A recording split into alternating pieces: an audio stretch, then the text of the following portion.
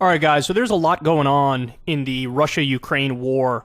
Been a lot of reporting recently that the tides have changed, and now Ukraine is launching a number of counteroffensives, and they're succeeding to a large extent. They are pushing Russia out of certain areas.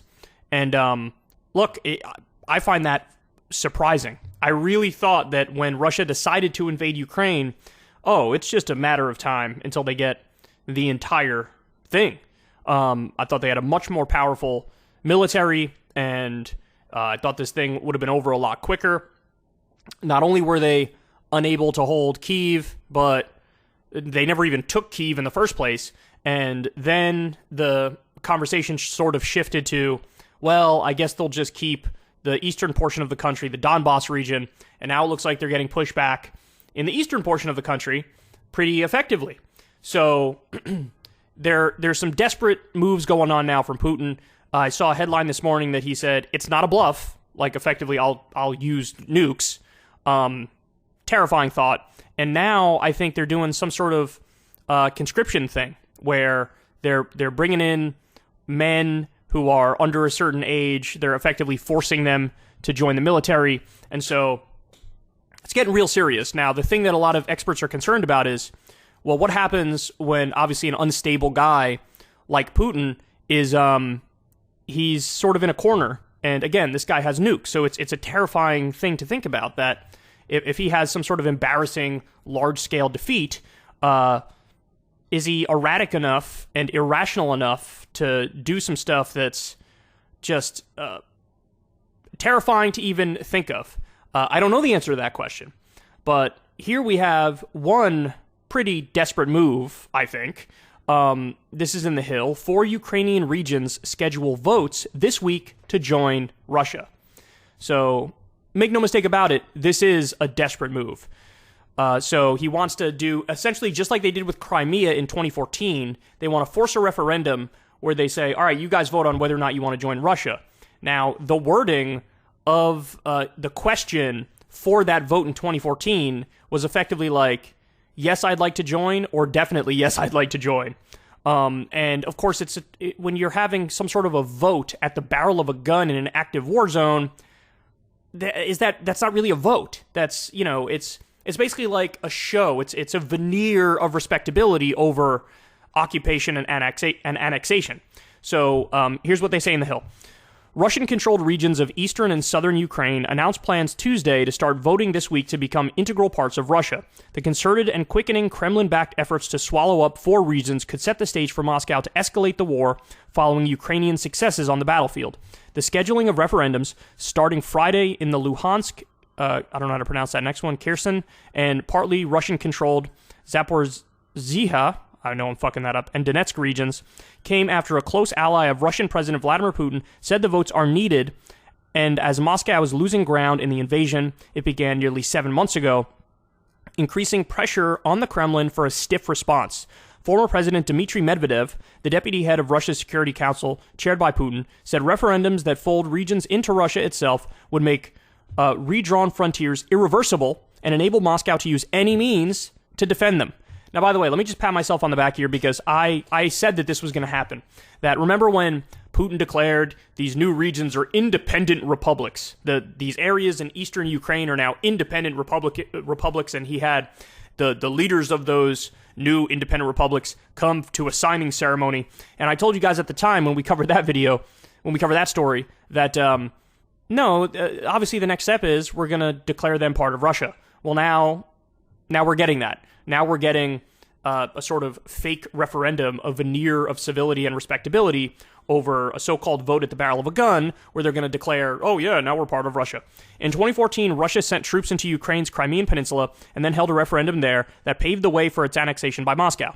The upcoming votes in territory Russia already controls are all but certain to go Moscow's way, but they already were being dismissed as illegitimate by Western leaders who are backing Kyiv with military and other support that has helped its forces seize momentum on battlefields in the east and the south. Now, by the way, think about the precedent it sets when you have stuff like this happen. This is like if when the U.S. invaded Iraq and we occupied it, if at some point we were like, yeah, we're going to have our military run an election to determine whether or not Iraq now becomes an official U.S. territory. And, would you look at that? It became a U.S. territory. What kind of a precedent does that set if you can invade any country willy-nilly and then have a vote and pretend like that country is willingly joining you? It's a terrible precedent. It's a might makes right precedent. It sends the message to any powerful country you can invade any other smaller, less powerful country and just take them over and put the veneer of respectability politics over it and act like, well, now they're ours. U.S. National Security Advisor Jake Sullivan slammed the planned votes. Quote, "We will never recognize this territory as anything other than part of Ukraine," he said, adding that they reflect Russia's setbacks on the battlefield.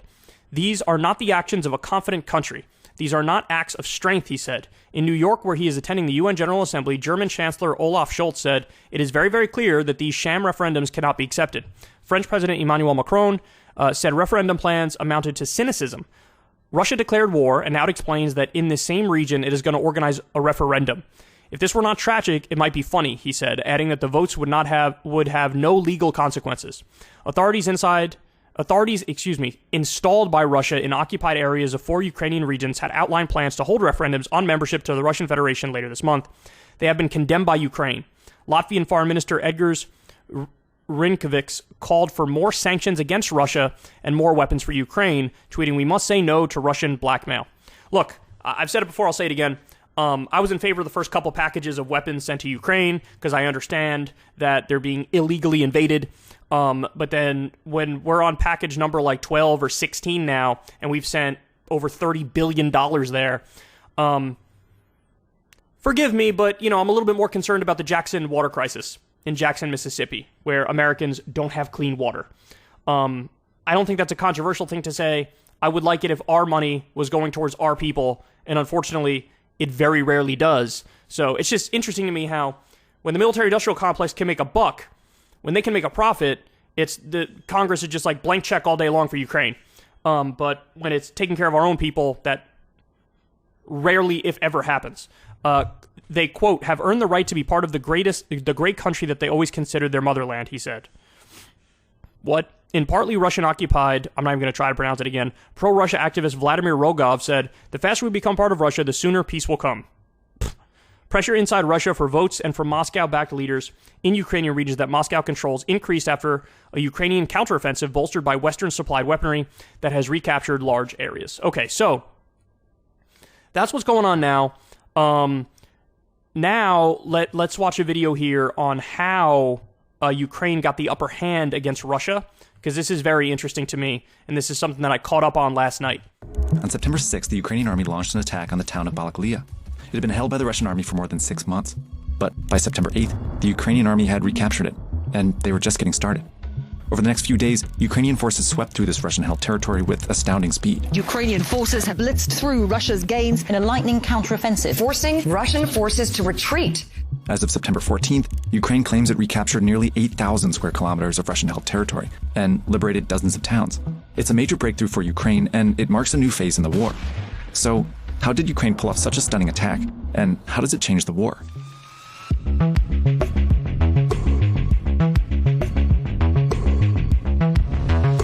It's useful to think of the war in Ukraine as having 3 main phases so far. The first began when Russia invaded in February 2022. The Russian military swept into Ukraine through the north, east, and south, and immediately clashed with the Ukrainian army. This phase was essentially the Russians attempting to force the Ukrainian government to surrender. This is Mason Clark, a Russia analyst at the Institute for the Study of War, an American think tank. Ukrainian forces at the time were in large part outgunned. The most intense fighting took place in a few major cities, like Kharkiv, Mariupol, Kherson, and outside the capital, Kyiv. But by April, a few Kherson, there you go. I don't know why I struggle with that one. weeks into the war, Russia had failed to capture Kyiv or Kharkiv. It did control a large swath of territory, though, and continued to fight the Ukrainian army on 3 main fronts: in the northeast, in the east, and in the south, where it did control Kherson. That's when the second phase began. From about April to August, this map changed very little. Russia, for the most part, stopped conducting large, sweeping attacks, and instead relied on its artillery to pound Ukrainian positions. But the Russian army was in bad shape. The U.S. government estimates that as many as 80,000 Russian soldiers have been killed or wounded. It was very, very devastating for them, particularly since the losses they were taking early in the war were in the best of the Russian military. The easy comparison is by this summer, the Russians had lost more men than the Soviets did in nearly a decade of the war in Afghanistan. Wow, that's a crazy fact, and I did not know that. So during the summer, Russia used the time to recruit more soldiers, but it didn't go well. A fascinating element of this is that the Kremlin still is calling this a special military operation. It cannot be referred to as a war. That actually matters because the Russians haven't called up conscripts for this invasion, and instead they're trying to fill these gaps with these various ad hoc methods. The Russians have had to hire more mercenaries and offer payments to prisoners. They've even raised the age limit to allow men over 40 to join the army. And Russia sent many of these men with little training to the front lines. So it's led to a steady drop-off in the quality of Russian personnel throughout the war. But while Russia struggled to rebuild its army, Ukraine had the opposite problem. There was actually a sort of a bottleneck in May where they had too many recruits and not enough instructors to train them, which is a very good problem to have. With the help from its Western allies, Ukraine was able to quickly train lots of these men before sending them to the front. That has really helped the Ukrainian military not just produce more soldiers, but very effective soldiers, better than the Russians. By the end of August, they were ready for the next phase of the war, their own attack. Throughout the summer, Ukrainian leaders talked a lot about their plans to launch an attack, and they made it pretty clear that they would strike here, Kherson, key to control of the south.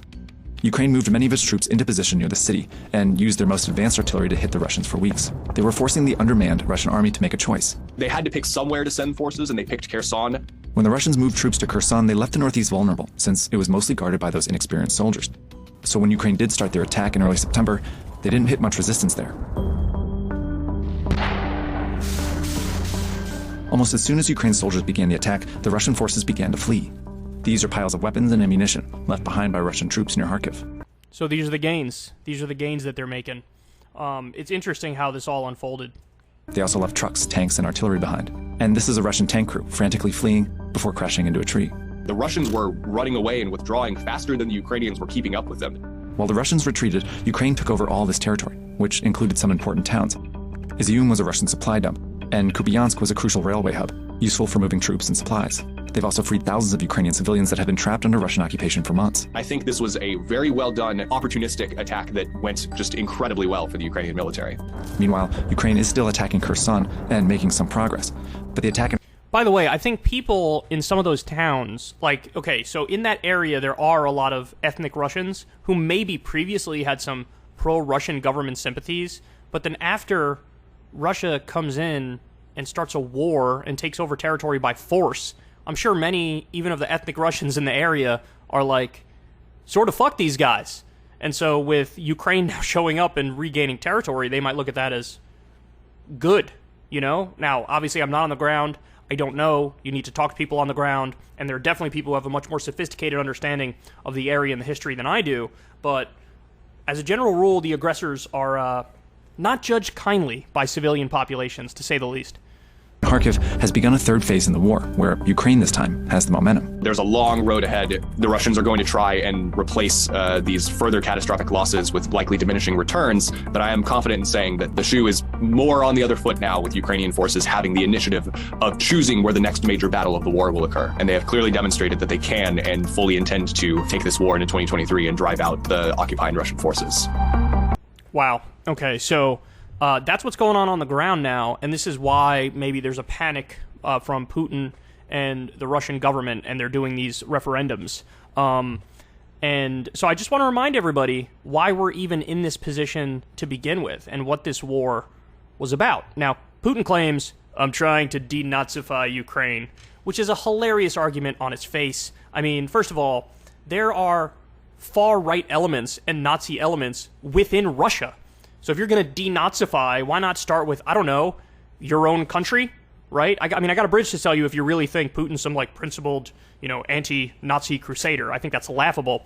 But we don't really have to guess, because Putin told us in the speech that he gave when he announced the special military operation, he was like, look, here are my list of grievances against Ukraine. They used to be part of the Russian Empire and then the Soviet Union, and effectively, we think we have a right to that country. We think it is part of us. And he's sort of trying to rebuild the glory of the Russian Empire, perhaps not understanding that in today's modern era, people don't take it kindly if you crusade and force people to join your project at the barrel of a gun.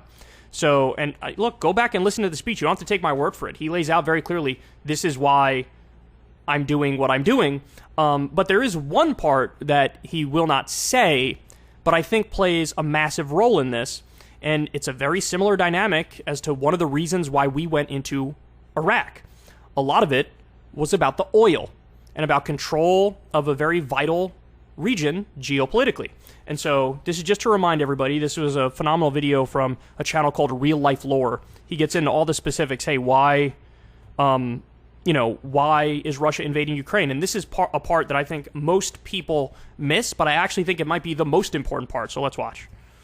Happen in the future. Back during the Soviet times, when Russia and Ukraine were both one country, pipelines were built across Ukraine almost like a bridge that transported gas directly from the Siberian sources to the customers in Europe. But then, all of a sudden, after the USSR's collapse, Ukraine was an independent country who was demanding tariffs to the tune of billions of dollars a year from Russia in order to continue using their country as a gas bridge to Europe. Putin definitely didn't like that. He thought, look at these ungrateful assholes who used to be part of our country and now they're not. Now they're shaking us down. How dare they? And Russia had no other choice but to agree, because the pipeline infrastructure anywhere else didn't yet exist. As late as 2005, 80% of Russia's gas exports heading to Europe were still flowing across pipelines through Ukraine. But in the decades since, Russia has sought to solve this over-reliance on Ukraine by building multiple new pipelines that avoid Ukraine entirely, like Yamal Europe across loyal Belarus, Nord Stream 1 and 2 beneath the Baltic that go directly from Russia to Germany, Moscow's largest single customer, along with South Stream, Blue Stream, and Turk Stream beneath the Black Sea. By 2024, Russia has plans to completely cease all of their gas exports through Ukraine entirely, and the government will save billions of dollars in tariffs as a result. But that is hardly what has been so threatening about Ukraine recently. Significantly more menacing to the perspective of Moscow was the discovery, for the first time in early 2012, that Ukraine's exclusive economic zone within the Black Sea may contain more than 2 trillion cubic meters worth of natural gas. So in 2012, they find a tremendous amount of natural gas in Ukrainian waters, in Ukrainian territory. That is Crimea, by the way. This right here is Crimea. Weird how they found it in 2012, and then in 2014, Russia invaded Crimea and took it over. It's almost like Putin is an imperialist who wants those natural resources. Largely concentrated around the Crimean Peninsula. To make matters even more interesting, further technological advancements in the early 2010s that enabled the successful drilling of natural gas and oil from shale rock unlocked the potential shale gas hotspots for Ukraine around Donetsk and Kharkiv in the east and around the Carpathians in the west. Now what was one of the areas that they were trying to get? Kharkiv in the east. Now, they attempted to take over the capital city and attempted to get into the west. They were beat back immediately. They didn't have any success, really, in the western portion of the country. But they still kept up the fight. But they already occupied Crimea, right? They have since 2014. But they're still trying to hold on to the east, where there is more natural gas. Wow.